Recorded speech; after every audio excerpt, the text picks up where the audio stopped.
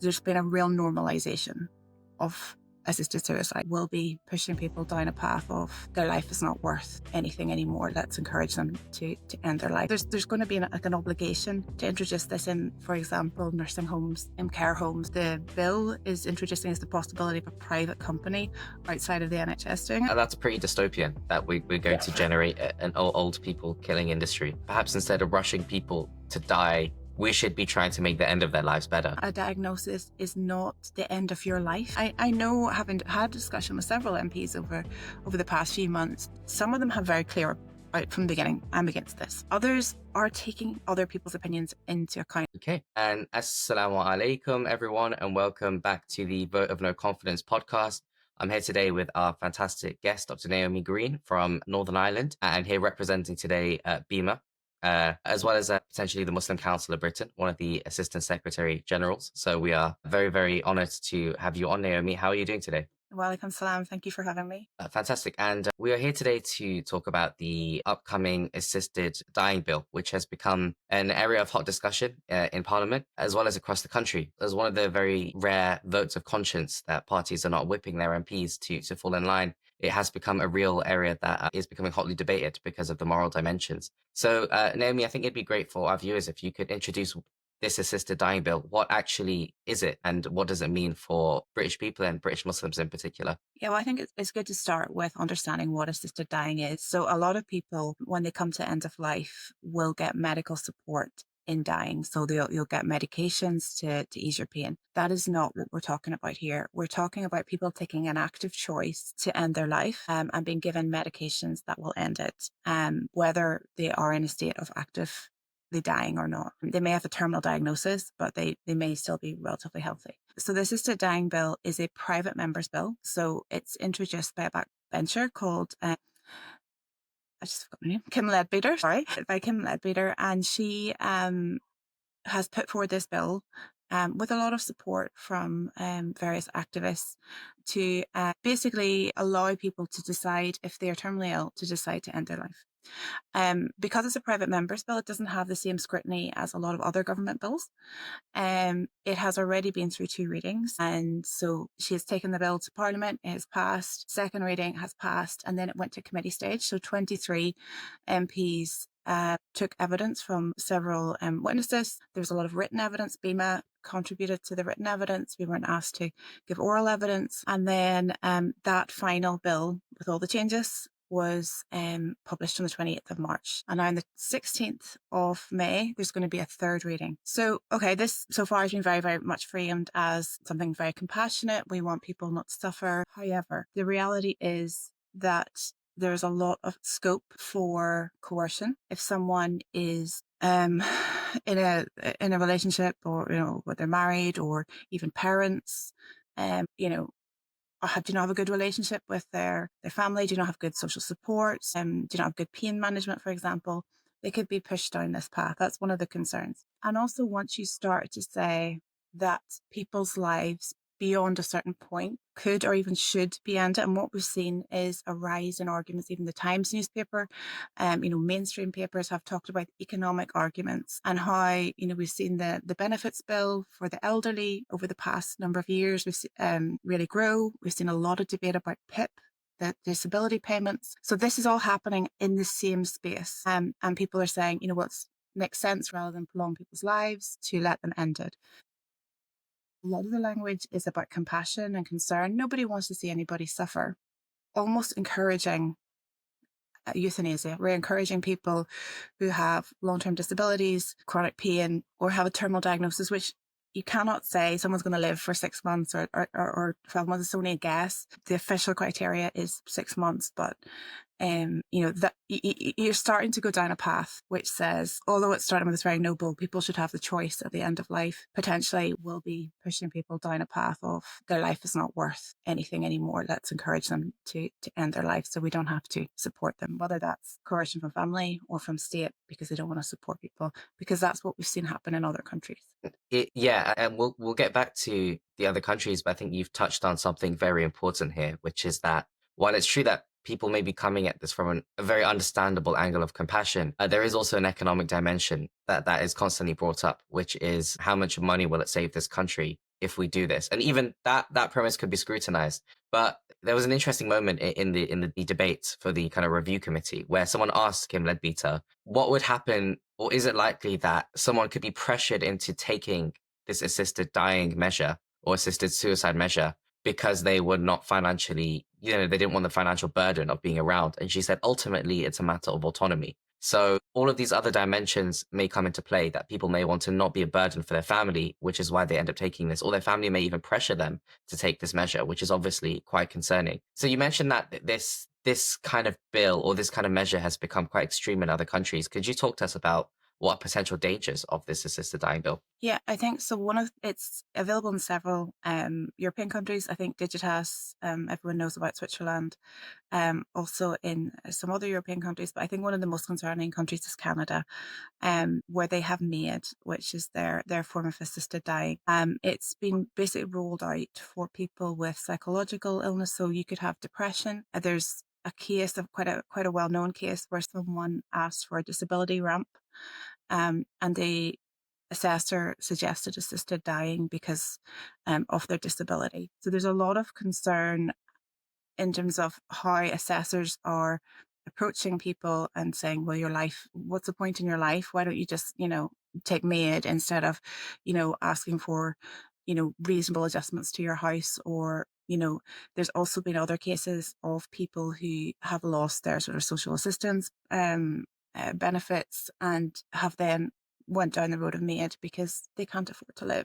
Canada is quite an extreme case. There are actually some people in Canada actually bringing an international, bring it to the international courts because it's become so far down that slope. And I think the concern is once it's introduced, once the genie's out of the bottle here in the UK, what the system that this is a dying bill is not the same as made in Canada. But once you have the concept, once the society has decided, you know what, we can, accept this for a portion of our citizens, our fellow people in our country, that we could go down the road of Canada. And there are provisions within the bill that could be extended. Because that's the way it's been written, to end up like Canada. Canada, I think, is one of the most pressing. And it's very similar society to the UK. Obviously, it's part of the Commonwealth, Anglophone country, but there's been a real normalisation of assisted suicide in Canada, which is very, very worrying. Which you're almost expected by certain authorities to just take it. Why be a burden? Go down this path, which is quite scary. Yeah, and I think what you're pointing to is the fact that the language that we might see in the bill or in Parliament as it's discussed now is not going to translate. When it comes to safeguards, it's not going to translate to the reality on the ground when people are facing real pressures, and when, as you said, it kind of becomes normalized for you to take this drastic route.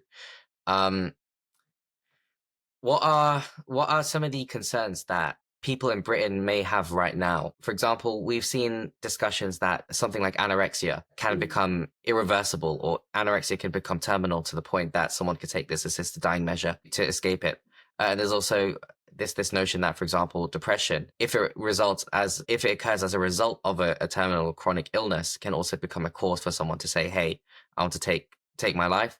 Or even the discussion that under 18s maybe, even if they can't take the assisted dying measure, they may be consulted on it. So all these other dimensions. Where do you see this? Do you see what is the direction or potential slippery slopes that you may see us walking down if this bill is actually implemented, as Well, discussed? you've touched on a lot of them there. I think one of the concerns with the committee stage is a lot of people wanted to give evidence who weren't able to. So initially, various groups, psychiatrist groups, were not consulted. They actually, after a little bit of debate, they were allowed to give evidence.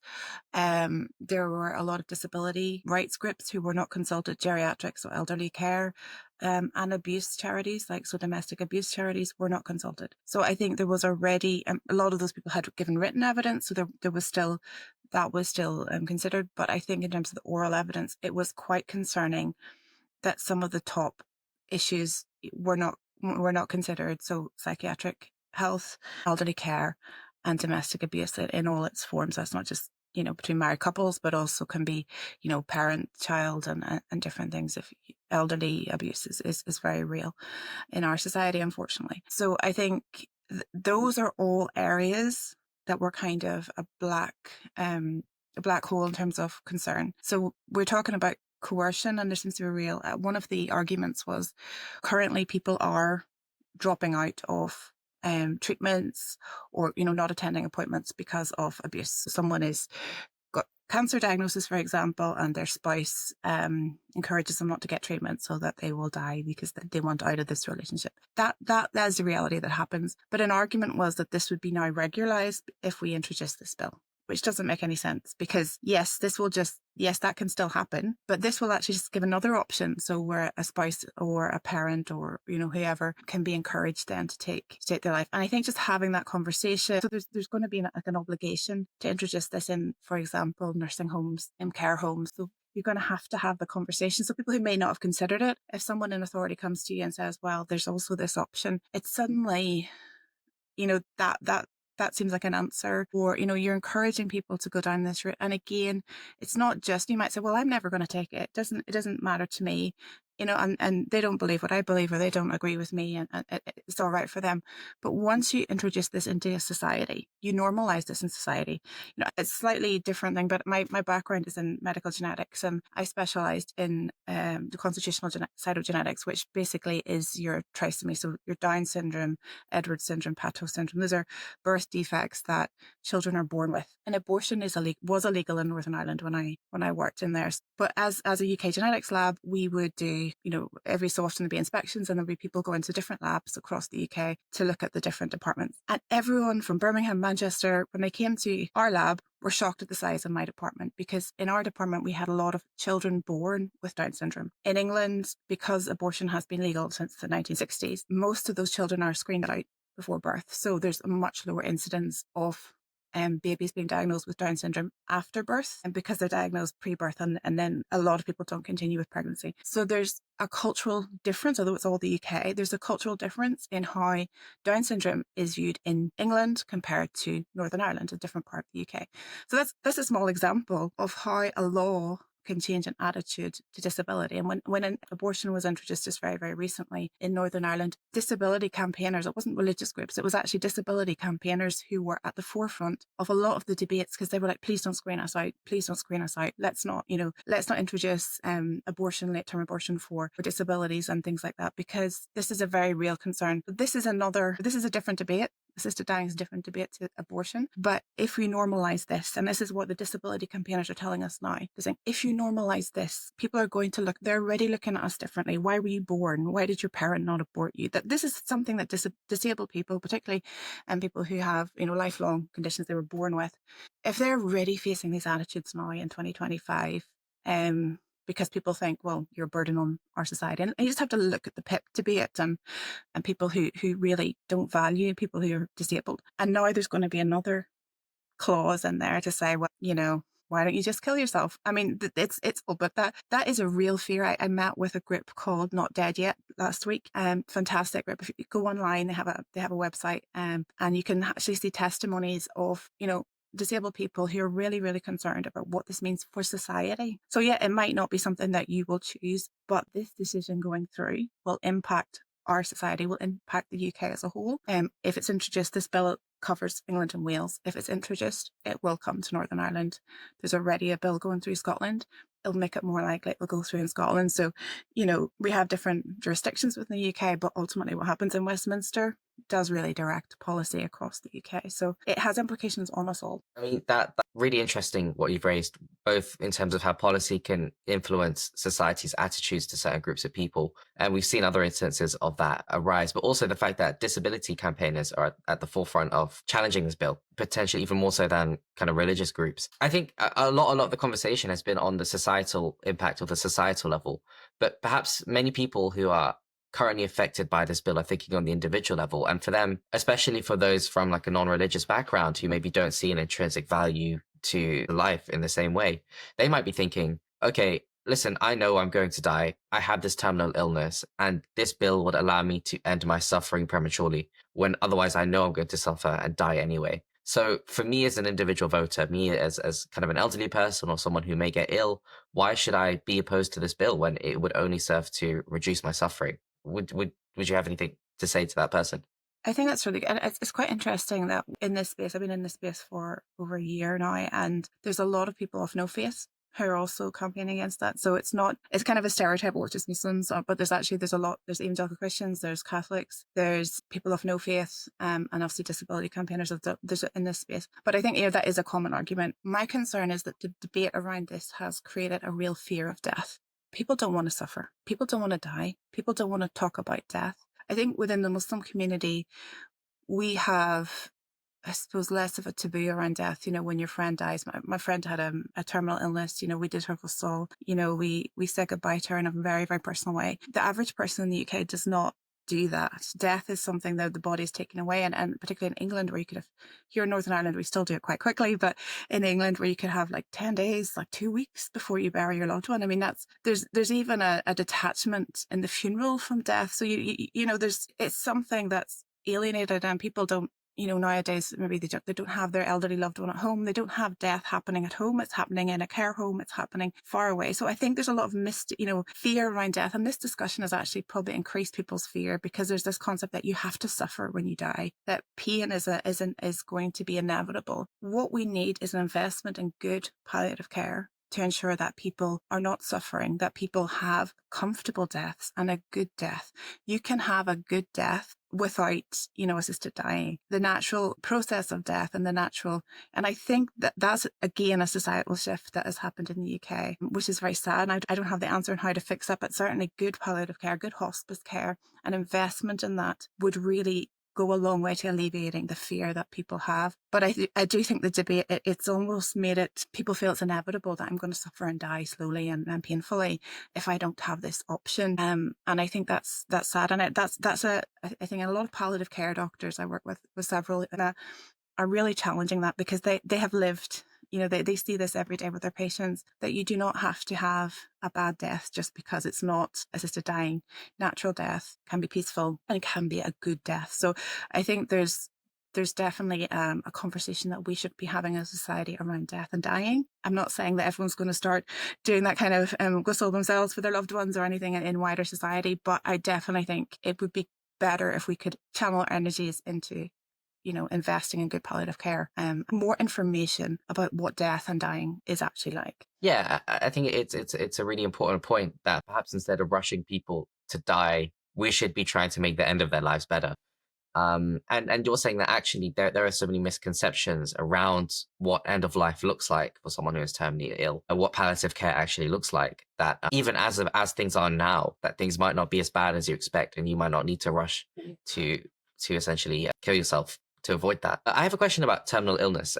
This is something that has come up in the committees. I think many people will have heard stories of people who are terminally ill who end up recovering. Or if not that, they may have known people who are terminally ill who, as you mentioned, have a great life towards the end of their life with their families, or, at least having some company, and potentially they wouldn't regret the decision to keep their life going as long as they could. When it comes to terminal and chronic illness, is it the case that as an individual, can we always trust a doctor's diagnosis that a terminal illness is actually terminal? Or is there often more chance of recovery? And how often does this kind of get subjective and murky?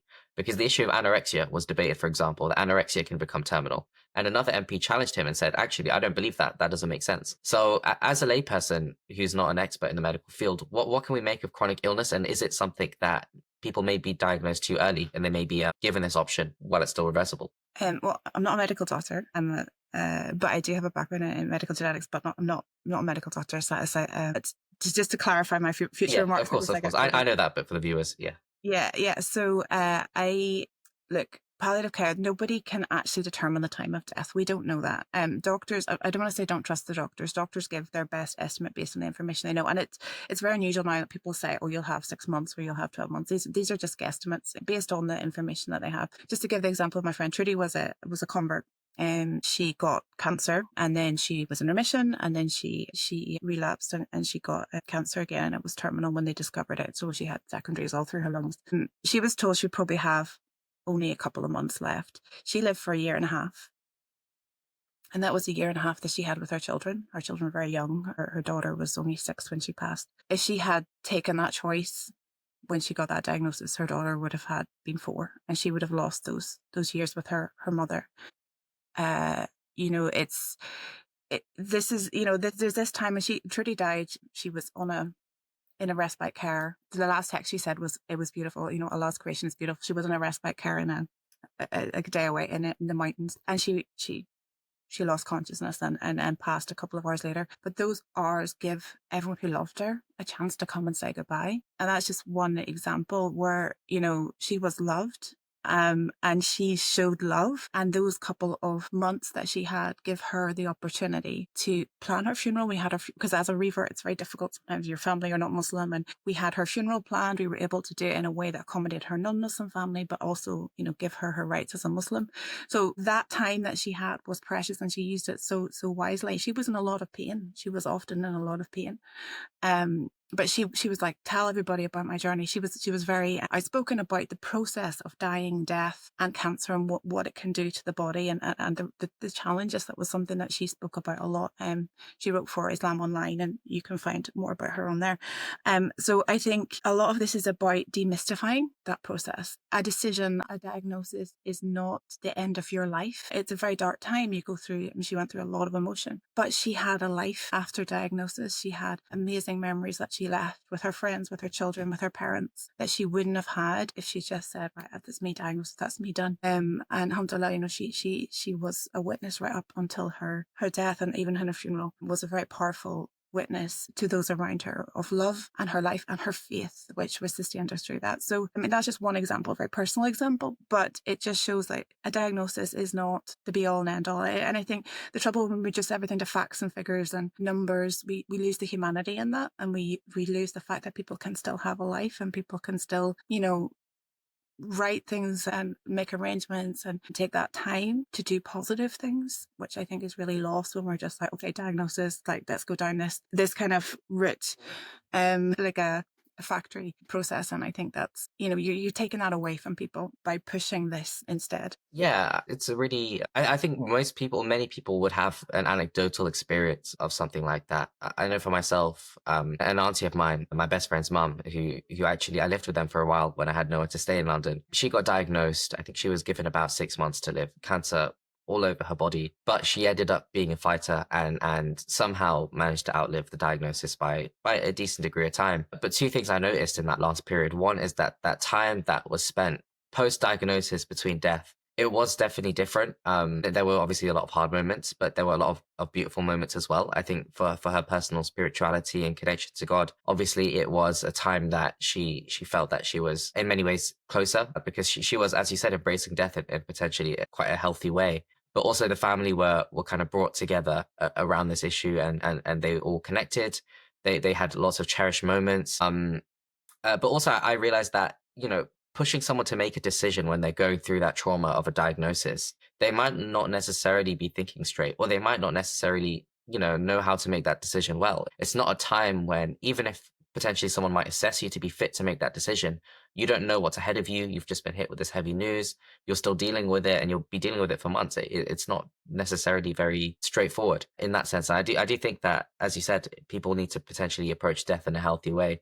But the caveat of this scenario is that it was a loving family with a very stable household and a great situation. And many people point towards the fact that palliative and the end of life experience for so many people may be lonely, as loneliness is a huge issue in society. Correct me if I'm wrong, but I imagine more families than not are not able to necessarily give attention to their elderly dying as they would have liked to. Potentially, would you be able to maybe illustrate, like, what is the palliative situation like for people, and what are some of the wider issues around end of life care? Is the decline of like family togetherness or the increase in loneliness, is it something that policymakers should be concerned of, should be factoring? Yeah, absolutely. I think, again, you know, we have medicalized end of life. So where it used to be that your grandparents or your family member, you know, often, certainly in Irish culture, there was an aunt who never married, and she would have looked after the parents, and then the brother would look after the sister until she passed away. And there's, you know, other traditional family structures where, you know, you would have had a care system for your elderly relatives, and this is gone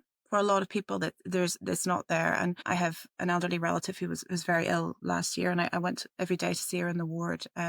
My parents were her main next of kin, but they were ill. They got COVID and they couldn't go. So I was going in every day. And the nurse said to me, like, some of these people, they don't have anybody come to see them for like 2-3 weeks, and you're in every day. I was like shocked, because unfortunately, this is the reality that a lot of elderly people are facing. They are alone. But is the solution just, well, let's just kill them?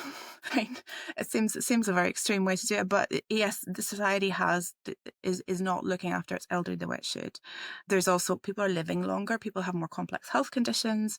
It's more expensive now because they need more additional medicines and care. So there's all these factors are definitely part of it. A lot of people don't have good family structures. Families are smaller as well. So, you only have one or two children and they both have to go work somewhere. And we see that even in traditional societies where maybe the sons have gone away to a different country, they've gone to the Gulf or wherever to work, and the parents are in their home country or here alone. So there's it's breaking down all over the world. It's not just kind of a Western phenomenon.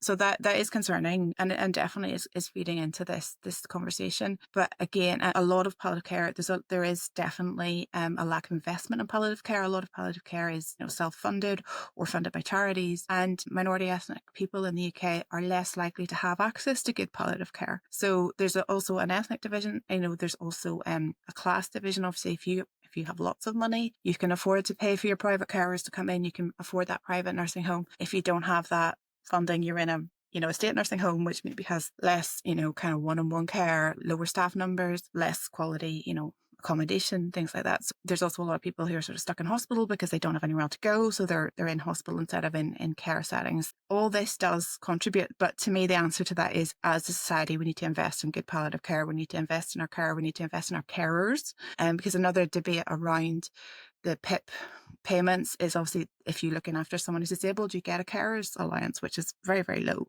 But if you lose your PIP, you're also losing your carers allowance. So there's going to be a whole other issue around the provision of care, because so much care is still taken from family members, particularly the woman in society. The woman, regardless of your views on gender, the reality is the woman in our society, of whatever faith or whatever background, do tend to carry the majority of caring work. And it's not a stereotype, it's a statistical reality. So people are going to have to go to work. People are not going to be available. So it's a whole mountain of things that you can see just kind of piling up. And again, to me, the solution is not, well, let's just make it easier for people to die. It's, how can we address those social issues? How can we address the financial? Because so much of this is financial. If people had enough money to care for their loved ones, if they had, to do, because a lot of people want to do it themselves, but just need a wee bit of additional help, additional funding to get carers in or whatever it is.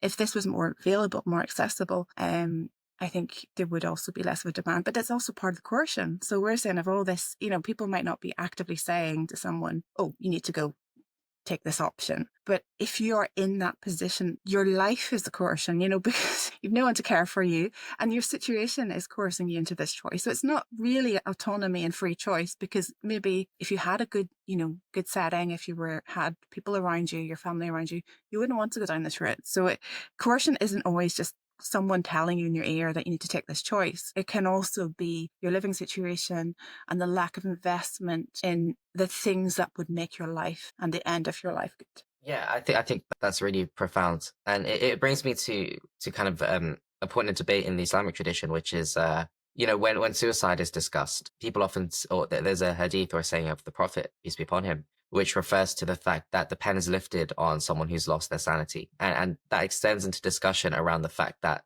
many people who commit suicide are doing so almost because the circumstances around them have pushed them to such a point that their free will is eroded. And the point that we're making here is that the society around us might end up pushing us to a point where we feel coerced into making a decision, even if no one's holding the gun to our head. And I think we often see that with our grandparents in our family. They tend to feel responsibility. They tend to feel a sense of, I need to look after my family. It's very common for the elderly among us to feel like they're a burden. There are all these kind of little miniature biases programmed into it. You mentioned the economic dimension, which is interesting, because I think when we look at the overall policy environment that this Labour government is taking towards family and particularly the elderly, it's come under a lot of scrutiny from the maintaining the two-child benefit cap, which obviously makes it difficult for families, a huge portion of which are struggling to have more than two children or to look after those children, as well as the PIP cut for the disabled, as well as the cuts to winter fuel payments. The policy environment that we seem to be shifting towards appears to kind of be negative, or even you could even say kind of punishing or problematizing or prohibiting or inhibiting people from having large families, maintaining large families, from looking after their elderly. And I think a lot of people in our community and in our society would take issue with that. And we've actually seen, I think two MPs have already reversed their position. Surprisingly, I think it was the Reform MPs, Rupert Lowe and Lee Anderson, reversed their position, no doubt due to popular pressure. So we see kind of all these, you mentioned that there is kind of the disabled rights groups that are organizing, as well as many many ordinary British people of all faiths and of none. What do you think is the possibility of this being reversed, given the direction of it, and what might that look like? How might that come about? Well, first of all, I think what everyone has to do, if they haven't done it already, is go on to britishema.org, write to my MP. I'll send you the link so you can put it up. Write to your MP if you haven't already. There's an easy template on BEMA website. If you have already a good relationship with your MP, not sure how many people do, but do write to your MP, because it's important that we are putting pressure on our MP. It's one thing for us to have these discussions, but if we're not actually going to our MP and saying, by the way, you need to put a stop to this. I'm really concerned about all the issues. I'm concerned about, the devaluing of human life. I'm concerned about, the role of state between state and its citizens. If we're changing that very core of that relationship, I'm worried about the lack of access to palliative care. I'm worried about coercion. I'm worried about mission creep, about ending up like Canada. Tell your MP this, because a lot of MPs, this is a serious matter. And I know, having had discussion with several MPs over the past few months, some of them have very clear out from the beginning, I'm against this. Others are taking other people's opinions into account. And if they have, and there's a really, really well-funded campaign for assisted dying. It's incredibly well funded, incredibly well organized. Unfortunately, on our side, we're a little bit more piecemeal and less organized. So they're already hearing the other side.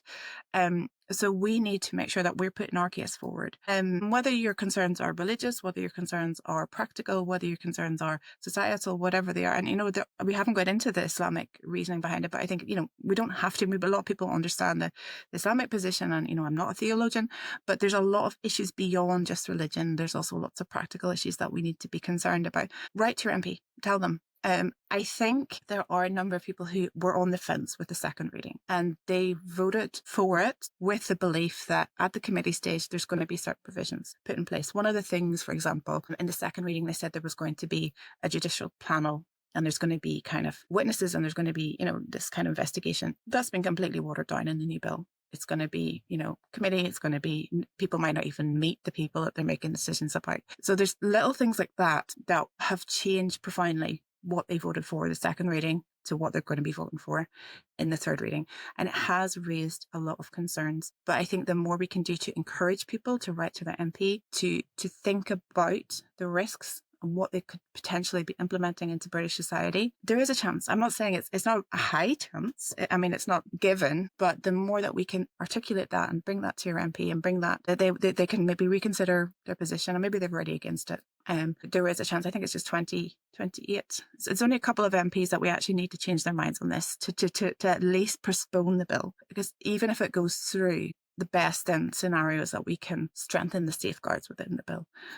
So at least to delay, if not to get it out completely. So I think key is everyone taking responsibility and personal responsibility to reach out. It's only your MP that can do this now. There's nobody else.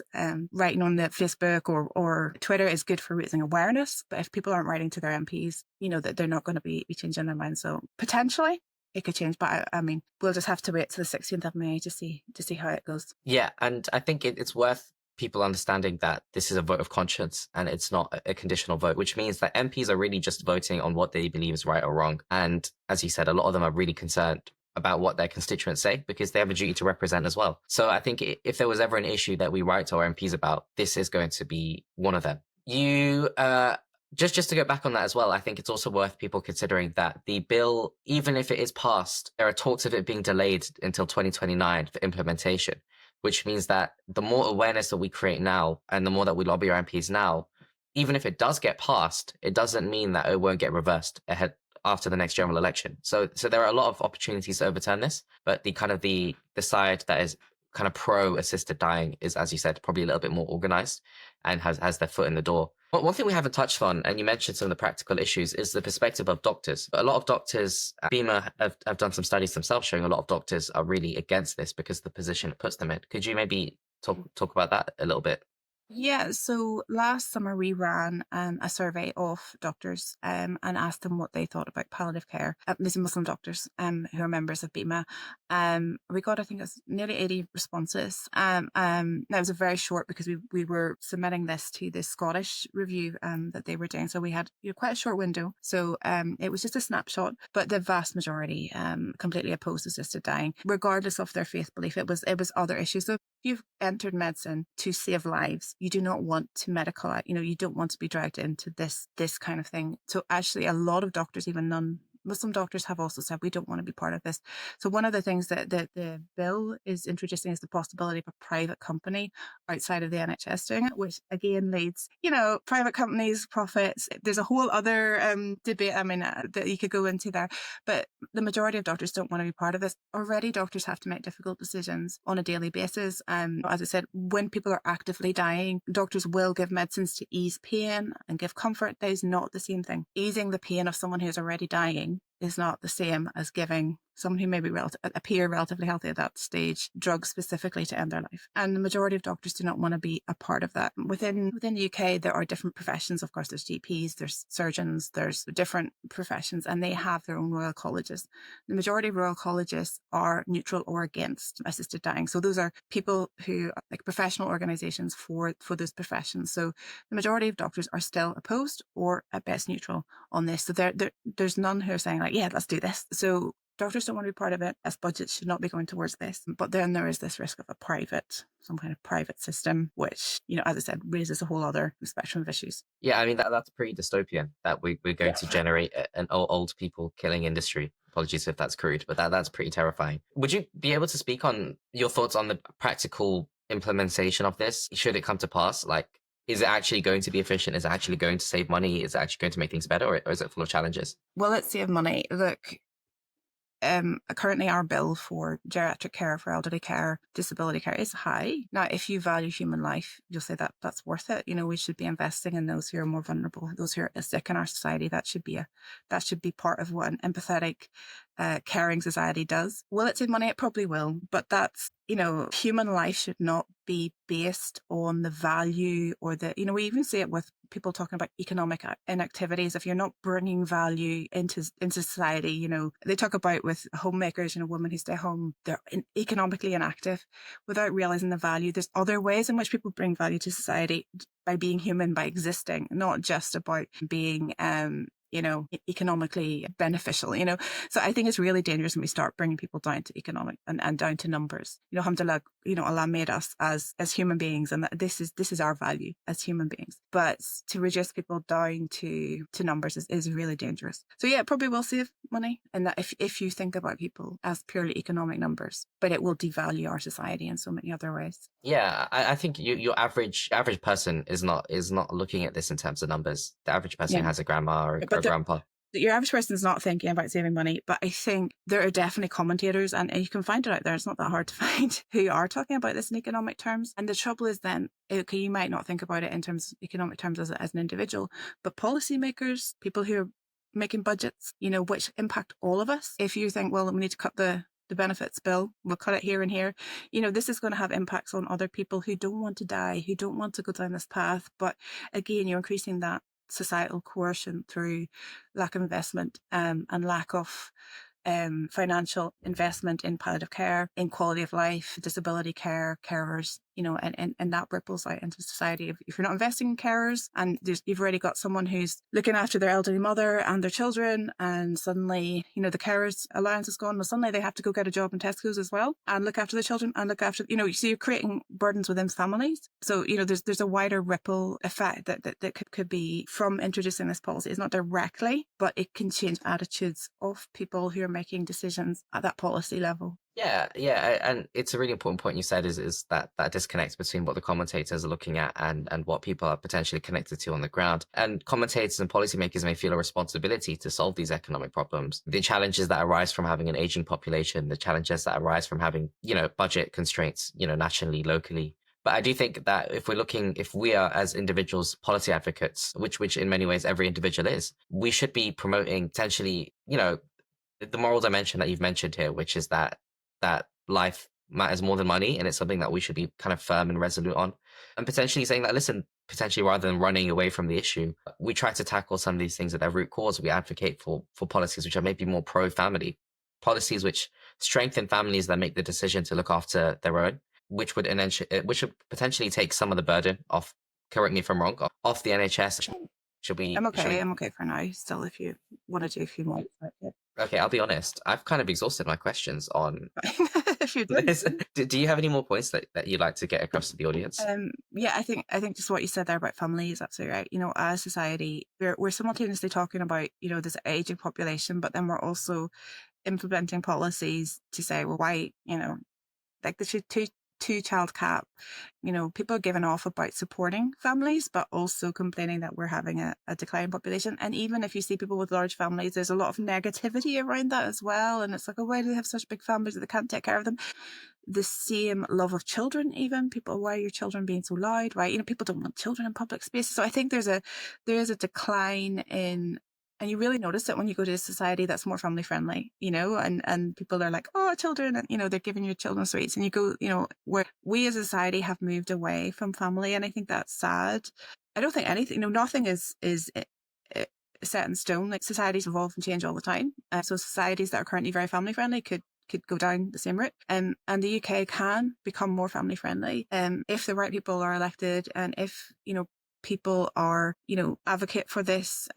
Society can change. It's not fixed. We can't say, well, this is the way it is and we're just going to keep it this way. Everything can change and everything can evolve, so it's up to us as individuals as well to say, like, not just go, oh, this is the way it is, but actively promote, advocate for people. And it may not be advocating for your own personal life. I think that's the way you advocate for others who might be in a situation. So you might not have 4 kids, or you might not have elderly parents, but you advocate for others that that they can fulfill the roles that they have. It's going to improve society as a whole. Yeah, and I think even if you don't have kids yourself, or if you don't have living grandparents with you, you can empathize with those people who do. It Mm. seems to be one of those very shared fundamental things. Empathy is almost seen as a negative trait nowadays. I think that's really, really sad. If we have more empathy in society, as Muslims, this is what we should be. But even for people who aren't Muslim, thinking about your neighbors, thinking about your family, thinking about those who aren't you, and not this kind of individualistic society that we have. And I've seen it even with some Muslim influencers and stuff, where it's kind of me, and stuff, and commercialism. We need to really guard against that as individuals, and as a society. We need to thinking, that kind of more, think about your neighbor, think about your family, think about your society, think about your community, think about your country, and not just, your comfortable life. And I think with that we will actually I do have one more question, if that's okay. So I think sorry, I think there's going to be an implicit assumption, and this is for particularly for our Muslim viewers and those interested in Muslim issues. There's an implicit assumption that potentially Muslim communities may be immune from feeling the effects of this bill, Mm. that because we quote unquote have really strong family values as a community, that people won't be affected. Is that the case, or is it the case that potentially because of the way things are set up structurally, or because of many of the factors, is it the case that Muslim communities will still be affected by this? What we've seen in other countries, that Muslims are impacted by this. We've seen it in Canada, we've seen it in Europe. Never think you're immune. I mean, we have drugs issues in our community. It's not just we have certain values, and we have alcoholism in our community. We're not supposed to drink alcohol, but we know these issues exist in pockets within our society. So I think we cannot assume it doesn't impact us. First of all, it impacts the wider society, and then will impact our wider policy around us, and things that impact our community. But, we can never think we're immune. We live in a society, we're part of it. Even as Muslim communities, we're also getting, smaller families. There's less people able to care for their elderly relatives in our communities as well. So everything is shifted. I said culture is not set in stone. It can evolve, and Muslim communities can also evolve and change. And we don't know where we're going to be 20 years down the line. We have a very, very young population right now. And that can go multiple ways. Inshallah, we hope for the good, and we hope that we'll build strong communities who are supportive and, bring benefit to our elders and to the wider society. But we never know how things are going to go. And I think, once again, just like the example I give with abortion, once a law is changed, society changes, and attitudes to certain things change. So we need to just be always mindful of that. It's not just think, well, it doesn't impact me, so who cares? Everything can impact us in one way or another, either directly or indirectly. Yeah, amazing. Thank you for leaving us on that note. Yeah, and thank you for joining us, Dr. Naomi. It was an absolute pleasure, and I definitely think it will be educational and informative for everyone. So, for everyone who is listening, the actions that we mentioned, as well as some more information will be posted in the description. Personally, I feel it's an issue that as a community we should act on if you feel strongly about it. And now is the time. So if you found this beneficial, please do go take that action so that we can prevent this legislation from coming into place. I'm potentially supposed to be unbiased as a podcast host, but I'm not going to pretend. So cool. And assalamu alaikum, Dr. Naomi. Thank you so much for joining us. And assalamu alaikum wa rahmatullahi wa barakatuh to all of our viewers. Exactly. Okay.